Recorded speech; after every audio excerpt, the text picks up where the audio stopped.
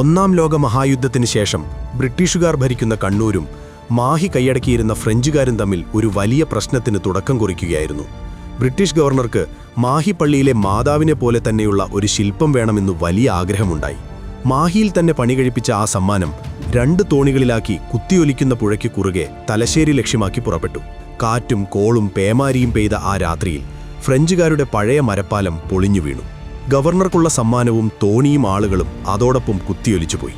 തനിക്ക് സമ്മാനം ലഭിക്കാതിരിക്കാൻ മാഹിയിലെ ഫ്രഞ്ചുകാർ മനഃപൂർവ്വം ചെയ്തതാണെന്ന് ബ്രിട്ടീഷ് ഗവർണർ വിശ്വസിച്ചു.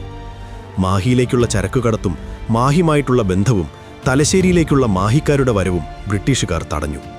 അങ്ങനെയിരിക്കെ മാഹിയിലാകെ അസുഖങ്ങൾ പിടിപെട്ടു തുടങ്ങി. കുട്ടികൾക്കും വയസ്സായവർക്കും എല്ലാം പല്ലിനു പ്രശ്നങ്ങൾ. പല്ലു കൊഴിഞ്ഞുപോകുന്നു, പല്ലുവേദന, പല്ലിൽ നിന്ന് ചോര വരൽ, ഭക്ഷണം കഴിക്കാൻ പറ്റാത്ത അവസ്ഥ എന്നിങ്ങനെ മാഹിയിലെ ജനങ്ങൾ പൊറുതിമുട്ടി. മാഹിയിലെ ഫ്രഞ്ചുകാർ ഒരു പരിഹാരത്തിനായി ഒരുമിച്ചുകൂടി. ഏറ്റവും നല്ല ചികിത്സ ലഭിക്കുന്നത് തലശ്ശേരിയിലാണെന്നറിയാൻ പറ്റി. പക്ഷേ ഈ ഉപരോധം നിലനിൽക്കുമ്പോൾ എങ്ങനെ തലശ്ശേരിയിലേക്ക് പോകുമെന്ന് അവർ സംശയിച്ചു.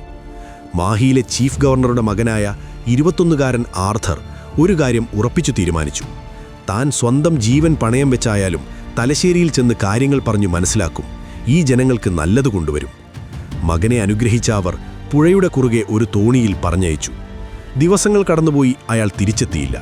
തങ്ങളുടെ ഭാവി ഭരണാധികാരിയെ തിരികെ കൊണ്ടുവരാൻ ഫ്രഞ്ച് പട ഒരു യുദ്ധത്തിനൊരുങ്ങി.